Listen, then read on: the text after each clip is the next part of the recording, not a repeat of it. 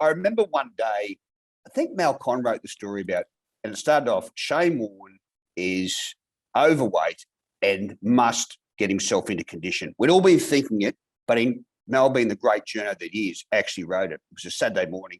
And you didn't even have to ask permission for media bosses to speak to the players back then in the early 90s. So I just rang up Warnie and I said, I've been asked by my bosses to get a response to this. And he goes, oh, what? So he was asleep.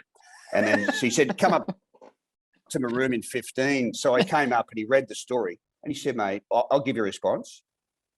This stuff about my diet and everything is complete rubbish. I just deny everything. You know what I mean? I'm very careful about what I do, blah, blah, blah, blah, blah.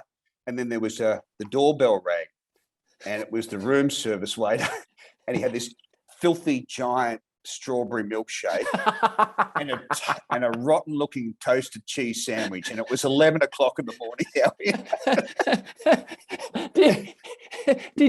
Did you write the famous baked bean story? Yeah, I did. That was in Chennai in 1998, but we were down talking to Errol Alcott, the physio in the pool, and we said, look, we've got nothing for today, mate. Is there anything to it? He said, no, they're all fit and well. We chatted on. He said, listen, I've got to go. He said, I've got to send that fax to Cricket Australia about this urgent shipment of baked beans for Warnie. And we said, what? And he told us. Ding, ding. So we just thought that was the best story ever. So we suitably dramatised it. And I think my lead paragraph was, Australia is rushing an emergency shipment of baked beans to Chennai to save Shane Warne from the threat of undernourishment. And Howie initially, Warnie said to us, yeah, put the story in, I need those beans.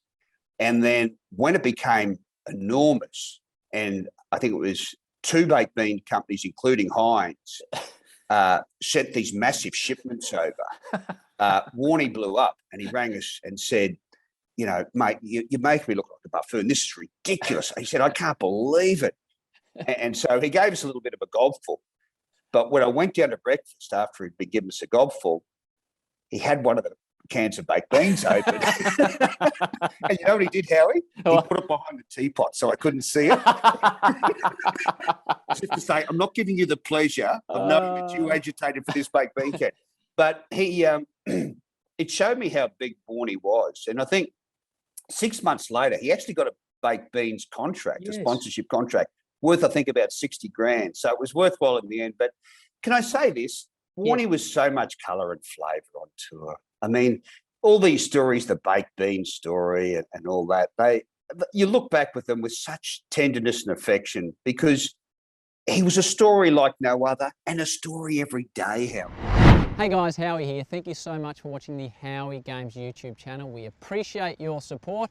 Now, if you want to hear the full podcast, you can just click on the link directly below. If you want to subscribe to the YouTube channel, which would be fantastic, bang, click right there. And if you want to see more clips, highlights and updates from the Howie Games, just go that way. Thanks so much. As always, take it easy and peace and love.